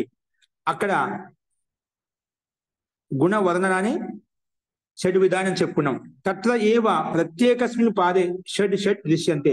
అలాగే ప్రతి పాదంలో 6 అక్షరాలు ఉన్నాయి. ప్రతి పాదంలో ఉండే 6 అక్షరాలు, ప్రతి అక్షరం కూడా ఆ పరమాత్మ గుణ వర్ణనను వ్యక్తం చేస్తున్నాయి, అభివ్యక్తం చేసి పరమాత్మ తత్వాన్ని ప్రతిపాదిస్తున్నాయి. అంటే పరమాత్మ గుణాలను వర్ణించాయి. షడు విధాని గుణ వర్ణనాన్ని, ఆ గుణాలను వర్ణిస్తున్నాయి.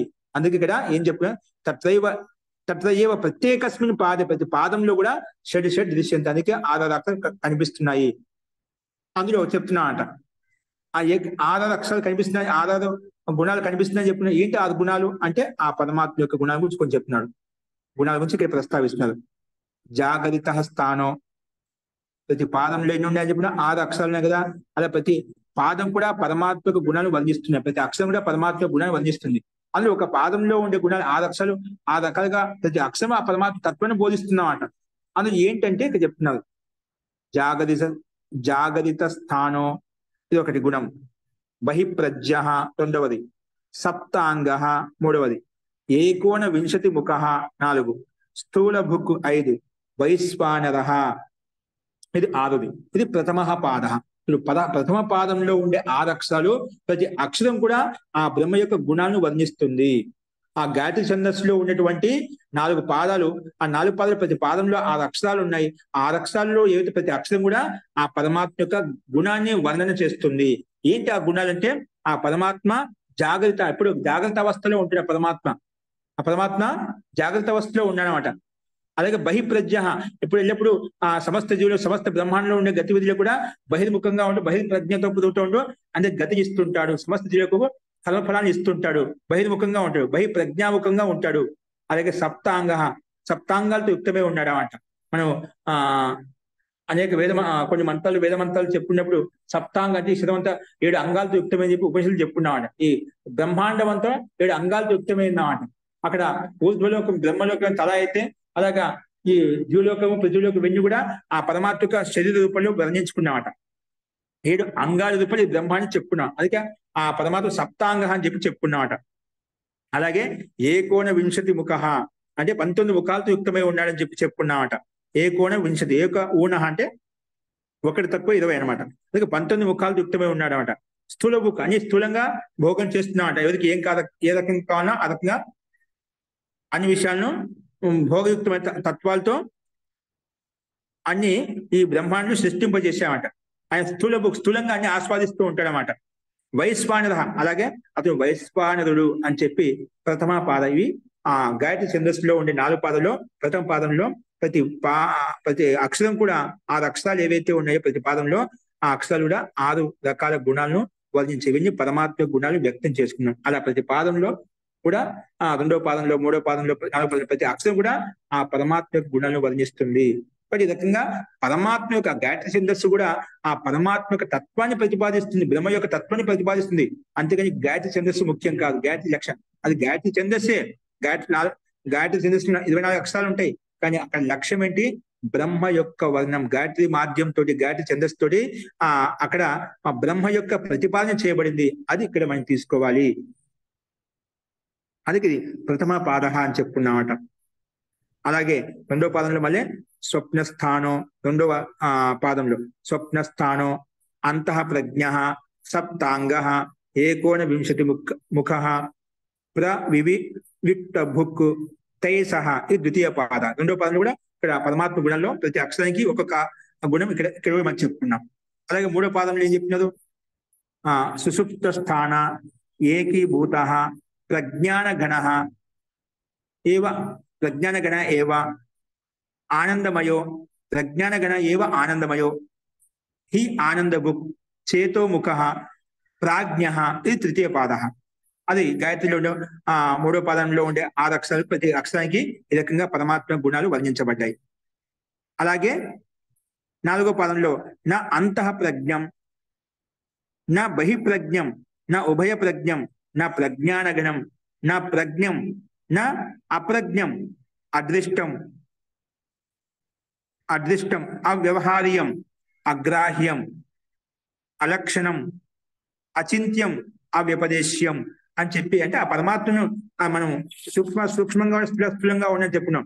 ఆ పరమాత్మ అగ్రాహ్యే, ఆ వ్యపదేశీయే అంటే అవర్ణనీయ అని చెప్పి మనం రకరకాలు చెప్పుకున్నాం. అక్కడ ఈ రకంగా 4వ పాదంలో ఆ పరమాత్మ యొక్క గుణాలు వర్ణించబడ్డాయి అనమాట. ఈ రకంగా ప్రతి పాదంలో గాయత్రి ఛందస్సులో ఉండే 4 పాదాల్లో ప్రతి పాదంలో 6 అక్షరాలు, ప్రతి అక్షరానికి కూడా అలా పరమాత్మ గుణాలు వర్ణించబడ్డాయి. అంటే పరమాత్మ తత్వాన్ని బోధిస్తున్నాయి. కాబట్టి జ్యోతిష్ శబ్దము బ్రహ్మవాచకమే తీసుకోవాలి. అంతే ఛందోవాచకంగా, ఛందస్సు యొక్క చెప్పడం ముఖ్యం కాదు. అక్కడ ఆ ఛందస్సు మాధ్యంలో ఏ విషయం ప్రతిపాదించబడుతుంది, ఆ ప్రతిపాదన విషయం ఇక్కడ తీసుకోవాలి అని చెప్పి గాయత్రి ఛందస్సులో ఉన్న 4 పాదాల్లో ప్రతి పాదం కూడా ఆ బ్రహ్మ యొక్క గుణాలను వర్ణిస్తుంది. షడ్విధాని గుణ వర్ణనాన్ని, ఆ గుణాలను వర్ణిస్తున్నాయి, పరమాత్మ గుణాలను వర్ణిస్తున్నాయి. అవేంటో మనం ప్రథమ పాదంలో, ద్వితీయ పాదంలో ఏ గుణాలని చెప్పి మనం చెప్పుకున్నాం అనమాట. కాబట్టి ఇక్కడ ఇవన్నీ కూడా ఆ పరమాత్మ విషయాన్ని గుణ వర్ణిస్తున్నాయన్నమాట. అందుకే ఏకాత్మ ప్రత్యయ సారం, ప్రపంచోపశమం, శాంతం, శివం, అద్వైతం, చతుర్థం మన్యంతే స ఆత్మ స విజ్ఞేయ.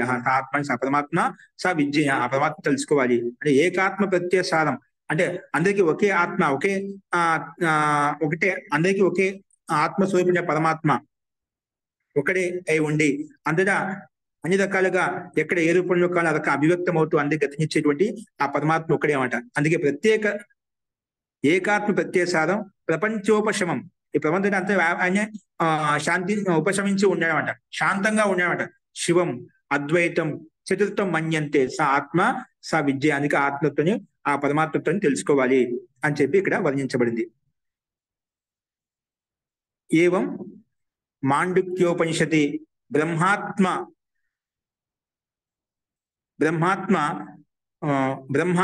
4 పాదాః ప్రత్యేకస్మిన్ పాదే అక్షర సదృశాని షడ్ గుణ వర్ణనాని కల్వపి దృశ్యంతే. అలాగే ఇదే విధంగా చాందోగ్యోపనిషత్ యొక్క మంత్రం చెప్పుకున్నాం. చాందోగ్యోపనిషత్ యొక్క విషయం అక్కడ మనం ఆ గాయత్రి ఛందస్సు ఏతును ప్రస్తావించే పూర్వపక్షి అది ఆ బ్రహ్మ అభిదాయకం చెప్పబడుతుంది. బ్రహ్మ యొక్క గుణాలు చెప్పుకుంటాయని చెప్పుకున్నాం, సమానం చెప్పాం. అంతేకాకుండా ఇంకొక ప్రమాణం మాండుక్యోపనిషది బ్రహ్మాత్మనః 4 పాదాః, ఆ బ్రహ్మాత్మ 4 పాదాలతో చెప్పుకున్నాం.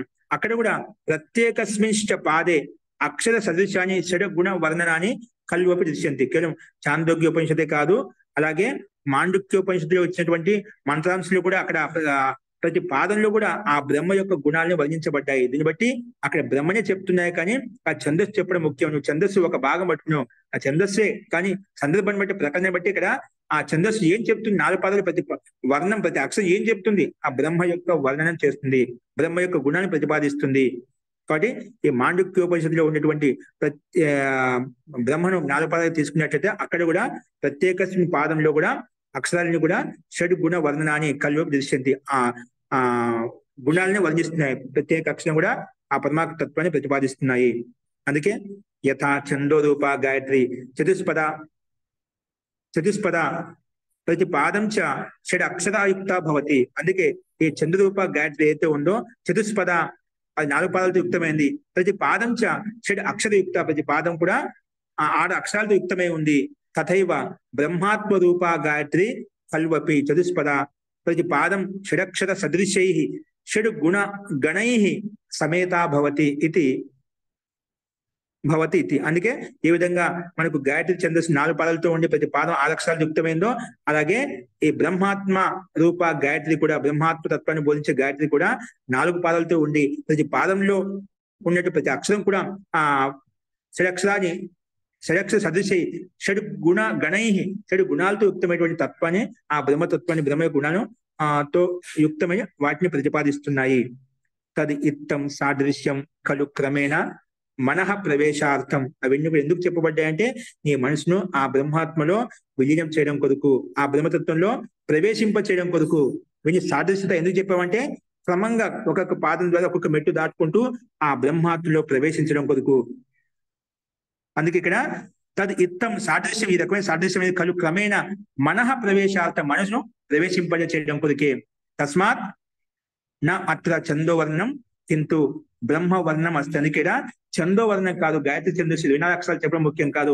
ఆ 24 అక్షరాల ప్రతిపాదనలో ఏ అక్షరం ఏ తత్వాన్ని ప్రతిపాదిస్తుంది అది ముఖ్యం. అంటే ఇక్కడ చందోవర్ణం అది చందోవర్ణం కాకుండా ఇక్కడ బ్రహ్మవర్ణం తీసుకోవాలి. తస్మా నా చందోవర్ణనం కింటు బ్రహ్మవర్ణం అస్తి. తదేవ ప్రకృతం, తదేవ ప్రకృతం. అందుకే ప్రకృతం అంటే సూచించండి శబ్దం అయితే ఉందో తదేవ ప్రకృతం బ్రహ్మ జ్యోతి శబ్దేన అత్ర జ్యోతి శబ్దేన ఉత్తరత్ర లక్షితం. జ్యోతి శబ్దేన ఉత్తరత్ర లక్షితం. అదే విధంగా అన్ని చోట్ల కూడా ఇదే విధంగా అర్థం చేసుకోవాలి. తదేవ ప్రకృతం బ్రహ్మ అంటే జ్యోతి శబ్దేన ఉత్తరత్ర లక్షితం. అనేక చోట్ల కూడా ఇలాగే ప్రతిపాదించబడింది.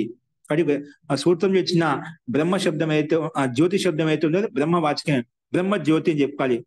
అందుకే ప్రకృతం బ్రహ్మ జ్యోతి శబ్దేన ఉత్తరత్ర లక్షితం. అలాగే తర్వాత రాబోయే సూత్రాలు కూడా ఇలాగే అర్థం చేసుకోవాలి, అలాగే వర్ణించబడ్డాయి అని చెప్పి ఈ సూత్రంలో ఉన్నటువంటి ఆక్షేపానికి సిద్ధాంతి చేతోపన నిగదాత్ అలాగే తథాహి దర్శనం అలాగే మనకు మంత్రాంశంలో ప్రతిపాదించబడ్డాయి, బ్రహ్మ యొక్క వర్ణాలు చెప్పబడ్డాయి. కాబట్టి ఇక్కడ జ్యోతి శబ్దం బ్రహ్మవాచకమే అని చెప్పి మనకు స్పష్టంగా అర్థమవుతుంది చెప్పి ఈ విషయాన్ని ఇక్కడ సిద్ధాంతి ఈ రకంగా సమానం చెప్పారు.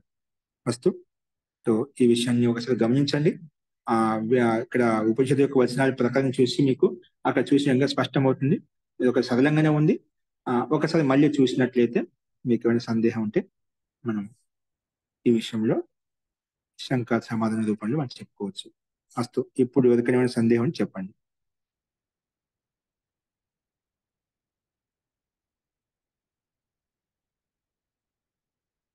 ఓకే. సో ఈ విధంగా మనం ఈ విషయాన్ని బ్రహ్మ యొక్క వాచకం అని చెప్పి మనం ప్రస్తావించుకున్నాము. ఇక్కడ విశేషత అనేది మన గాయత్రి ఛందస్సుకు తర్కపూర్వకంగా సమానం చెప్పడు. ఇక్కడ గాయత్రి అంటే గాయత్రిలో ఉండే ప్రతి పాదం కూడా ఆ బ్రహ్మ యొక్క గుణాలను వర్ణిస్తుంది, ప్రతి అక్షరం బ్రహ్మ యొక్క గుణాలను వర్ణిస్తుంది. అలా 4 పాదాల్లో మనకు స్పష్టంగా ఆ ప్రకరణమే ఉపనిషత్తు ప్రకరణమే చెప్తుంది. ఆ ఉపనిషత్తు ప్రకరణం బట్టి మనం ఇక్కడ ఎటువంటి సందేహాన్ని కూడా అవసరం లేదు. ఇది ఛందో అభిధానం అని చెప్పి, గాయత్రి యొక్క అభిధానం అని చెప్పి ఇది బ్రహ్మవాచకం తీసుకోవాలి. ఎందుకంటే ఆ చేతో అర్పణ నిగదాత, ఆ మనస్సును ఆ చైతన్యంలో బ్రహ్మలో విలీనించడానికే మనకు ఉల్లేఖిస్తున్నాయి కాబట్టి, సందర్భం చెప్తుంది కాబట్టి అని ఈ రకంగా సమాధానం చెప్పారు. గురుగారు ఒక చోట ఆత్మజ్యోతి అన్నారు. ఆత్మజ్యోతిని బ్రహ్మగా అంటే పరబ్రహ్మగా అర్థం చేసుకోవాలి అన్నారు. ఆత్మజ్యోతి అంటే ఇక్కడ ఆత్మ అంటే ఏమిటి అర్థం అండి? అంటే నీ శరీరంలో ఉండే జ్యోతి విధంగా ఆత్మజ్యోతి ఉంది. అలాగే మొత్తం సంపూర్ణ బ్రహ్మాండంలో ఆ పరమాత్మ జ్యోతి ఉందన్నమాట. ఇప్పుడు మనం దీంట్లో ఇక్కడ చెప్పుకున్న ఆత్మజ్యోతి ఎక్కడ చెప్పుకున్నాం? జ్యోతి 24వ సూత్రంలో.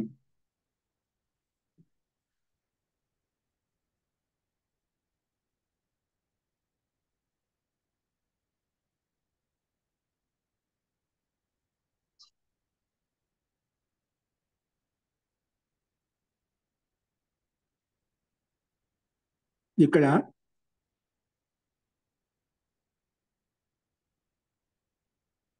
ఉక్తం హి అన్యత్ర వేదే జ్యోతి అంటే ఆత్మజ్యోతి. జ్యోతి అంటే ఆత్మజ్యోతి అంటే శరీరంలో ఉండే జ్యోతి అనమాట. అంతకంటే ముందు శరీరే యథా దృష్టాంత అస్మిన్ పురుషే శరీరే అంతః జ్యోతి. అంతః జ్యోతి అంటే ఏమిటి?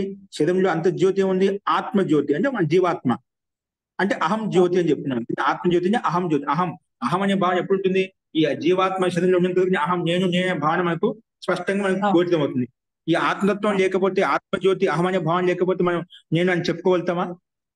ఆ పదాన్ని ఉపయోగించలేము. నేననే భావన ఉండదు ఇక్కడ, మనకు చలనమే ఉండదు, గతే ఉండదు అన్నమాట.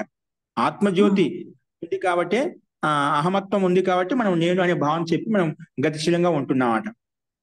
అలా ఎలాగైతే జ్యోతి శరీరంలో ఆ ఆత్మ జ్యోతి ఉందో, ఆ అహం జ్యోతి ఉందో, అలాగే బ్రహ్మాత్మ జ్యోతి, పరమాత్మ జ్యోతి కూడా, ఈ జ్యోతి కూడా జ్యోతి ఇచ్చేటువంటి అంతటా వ్యాపించి ఉన్నాడు. అందరికి ఆశ్రయభూతుడు ఆ పరమాత్మ జ్యోతిని ఇదే విధంగా అర్థం చేసుకోవాలి. ఈ విధంగా శరీరానికి జ్యోతి ఏ అంటే విధంగా ప్రధానంగా ఉందో, అది బ్రహ్మాండ విశ్వానికి అంతటికి కూడా ఆత్మ జ్యోతి అంటే పరమాత్మ జ్యోతి అక్కడ తీసుకోవాలి. పరమాత్మ జ్యోతి కూడా బ్రహ్మవాచకమే తీసుకోవాలి అని ఈ ఓకేనండి. ఇక్కడ శరీరంలో ఉండే జ్యోతిని చూపిస్తూ ఆత్మజ్యోతికి కూడా జ్యోతినిచ్చేది పరబ్రహ్మే, పరం జ్యోతి ఆ పరమాత్మ. కానీ ఇక్కడ జ్యోతి పరమాత్మ. శబ్దం ప్రకటన బట్టి పరమాత్మ యొక్క ఆ వాచకం తీసుకోవాలి అని లక్ష్యం, అది ఉద్దేశం అనమాట. అదే అది పరం జ్యోతి, జ్యోతి బ్రహ్మవాచకం చెప్పడానికి అనేక ప్రమాణాలు, ఛందోగ్య ఉపనిషత్తుక వేదం యొక్క ప్రమాణం చెప్పుకుంటూ మనం చెప్తాం. ఇది ఈ ప్రకటన ఇలా వచ్చింది చూడండి, ఈ ప్రకటన ఇలా వచ్చింది చూడండి, ప్రమాణంగా పుష్టి చేసుకుంటూ పోతుంది. మనం ఇక్కడ ఏం పుష్టి చేసుకున్నాం? ఇక్కడ జ్యోతి శబ్దం బ్రహ్మవాచకమే, ప్రాణ శబ్దం బ్రహ్మవాచకమే, ఆకాశ శబ్దం బ్రహ్మవాచకం, మనం ప్రమాణపూర్వకం పుష్టి చేసుకుంటూ పోతున్నాం అన్నమాట. అన్ని పుష్టి చేసుకుంటూ పోయిన తర్వాత ఉంటాయి. అలాంటి బ్రహ్మ జ్యోతిని, అలాంటి ప్రాణస్వరూపిణ బ్రహ్మను, ఆ ఆకాశ స్వరూపిణ బ్రహ్మను, అలాగే ఆనందమయుడైనటువంటి ఆ పరమాత్మను ఎలా పొందాలి, ఏ విధంగా పొందాలి అది దానికి లక్షణాలు భిన్నంగా చెప్తున్నమాట. ముందుగా మనకు స్థాపన చేసుకున్న పరమాత్మ యొక్క స్థితిని, అస్తిత్వాన్ని ముందు గట్టిగా బలంగా నిలబెట్టుకుంటున్నామట. ఎన్ని రకాలుగా పిలుచుకుంటే ఎన్ని రకాలు సంబోధిస్తాం, వాస్తవంగా ఆ జ్యోతితత్వం ఉందా? ఇప్పుడు ఇవన్నీ మనం డైరెక్ట్గా ఉన్నాయని చెప్పొచ్చు, అస్తిత్వం ఉంది చెప్పొచ్చు, కానీ ఏ రకంగా ఉంది, ఎలా ఉంది? అలాగే భిన్న రకాల జ్యోతి రూపంలో, ఆకాశ రూపంలో, ఒకనా ఆనందమయ స్వరూపంలో, ప్రాణ రూపంలో రకరకాలుగా ఆ పరమాత్మ యొక్క అస్తిత్వాన్ని ఇంకా గట్టిగా నిలబెట్టుకోవడం కోసం రకరకాల పేరు సంబోధించుకుంటూ వెళ్తున్నామంట. ఒక్కొక్కరిలో గుణాలను బట్టి ఓ పరాక్రమంతుడండి, బలవంతుడండి, రూపవంతుడండి, గుణవంతుడండి అన్ని ఒకళ్ళు అంటామని. అక్కడ సందర్భం బట్టి, గుణాన్ని బట్టి, రూపాన్ని బట్టి, బలాన్ని బట్టి, పరాక్రమాన్ని బట్టి, విద్యను బట్టి అక్కడ బుద్ధిమంతుడండి రకరకాలు చెప్తుంటామట. అక్కడ ఎందుకు ఇన్ని రకాల గుణాలు ఉన్నాయంటే అప్పుడు ఎక్కడ ఏ సందర్భాన్ని బట్టి ఏ గుణం ఆపాదించబడుతుంది, ఏ గుణం తీసుకోబడుతుందో దాని యొక్క వైశిష్టం చెప్పి చెప్తామట. అలాగే పరమాత్మకు అనేక రకాల జ్యోతి స్వరూపుడు, ప్రాణస్వరూపుడు, ఆ ఆనందమయ స్వరూపుడు అని చెప్పి రకరకాలుగా ఆకాశం లాగా వ్యాపించి ఉన్నాయని చెప్పి రకరకాల ప్రమాణం చేసుకున్నట్టే ఆ పరమాత్మకు సత్యంగా గట్టిగా బలంగా రూపొందించుకుంటున్నాము. చాలా మందికి నాస్తికులు కూడా ఈ మధ్యకాలం చాలా మందిగా నాస్తికులు తయారవుతుంది. ఎప్పటి నుంచో ఉంది, ఇప్పుడు తయారవుతున్నామట. ఇదంతా ఏం లేదు, బ్రహ్మ స్వయం నడుస్తుంది, బ్రహ్మ లేడు, ఆత్మ లేదు, పరమాత్మ లేదు, పునర్జన్మ లేదు అని చెప్పి అలాంటి నాస్తికులు కూడా అలాగా కొంతమంది ఇప్పుడు కూడా ప్రచారాలు చేస్తున్నారు అన్నమాట. వాళ్ళకి అస్తిత్వం తెలుదామాట, ఏదో తనకు తాను నడుస్తుంది, చనిపోయిందాక ఏం తెలుసు, వాళ్ళు ఒకటే సిద్ధాంతం పట్టుకున్నామంట. చదవాక సిద్ధాంతాన్ని పట్టుకొని చదవాక ఆర్డర్ చేసుకొని వాళ్ళ యావత్ జీవే సుఖం జీవే రుణం కృత్వ ధృతం ప్రిభేత్ భస్మీభూతస్య దేహస్య పునరాగమనం కుతః అని చెప్పి ఈ చనిపోయినాక ఎవడొస్తాడు, ఎవడు ఉంటాడు, ఎవడు పుట్టుతాడు, ఎవరు తెలుసు ఇవన్నీ, అందుకే యావత్ జీవం కాలం ఎప్పటివరకు జీవిస్తావో అలాగా ఉండు అని స్థూలంగా నాస్తికులంతా అలాగా ఆ బ్రహ్మ యొక్క స్వరూపాన్ని తెలుసుకోకుండా అంత ఈ ప్రపంచం అలా కంటిన్యూ ఆటోమేటిక్ నడుస్తుంది అనుకుంటున్నామట. ఇది ప్రత్యక్షంగా ప్రతి వస్తువు వెనుక ప్రతి ఒక కర్త ఉంటాడని లోకంలో ఉండే వస్తువులు చూసి ఇలాంటి బ్రహ్మాండాన్ని నడిపించే కర్త ఉండని అక్కడ స్వీకరించడం లేదన్నమాట. అది అవిద్య అంధకారంతో ఇలా ఉన్నప్పుడు అలాంటి స్థితి ఏర్పడుతుంటుంది. అందుకే ముందు పరమాత్మ యొక్క తత్వాన్ని మనం బలంగా అన్ని రకాలుగా పలు విధాలుగా పలు రకాలు సంబోధించుకుంటాం. అది ఏ రకంగా ఏ విధంగా అని చెప్పి పరమాత్మ యొక్క స్థితిని మనం వ్యక్తం చేసుకుంటున్నాం. అస్తే ఆనందమయం అనేది మయట్ ప్రత్యయమా అండి? ఏంటండి? ఆనందమయ పరమాత్మ అని ఇస్తున్నారు కదా, అక్కడ ఆనందమయ అనేది మయట్ ప్రత్యయమా? అవునవునండి, అక్కడ ఆనందమయ అని మయట్ ప్రత్యయం.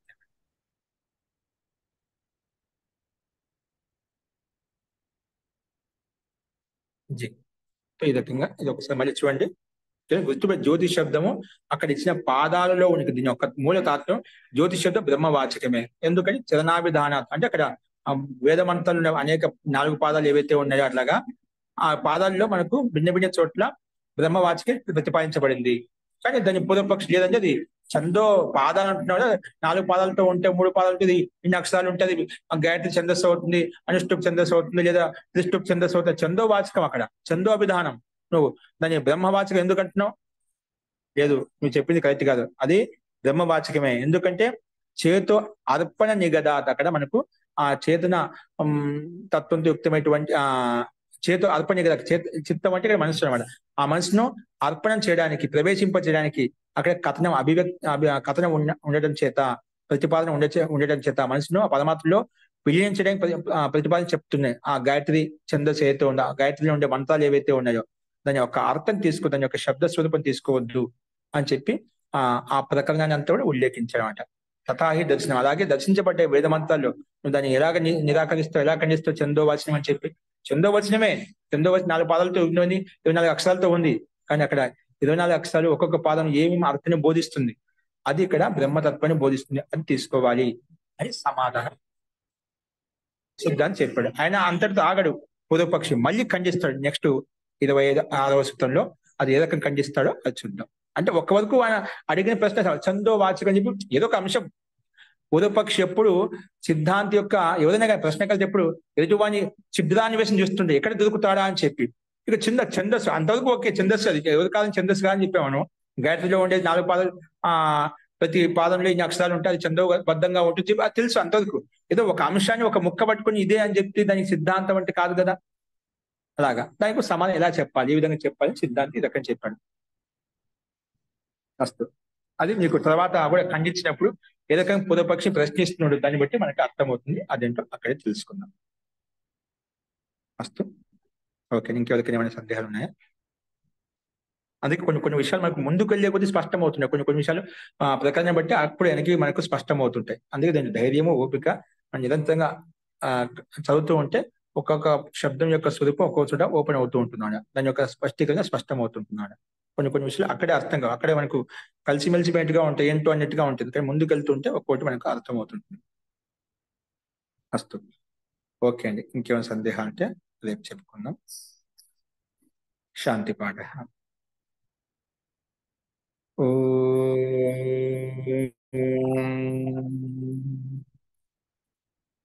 సర్వే భవంతు సుఖినః, సర్వే సంతు నిరామయాః, సర్వే భద్రాణి పశ్యంతు, మా కశ్చిత్ దుఃఖభాగ్ భవేత్.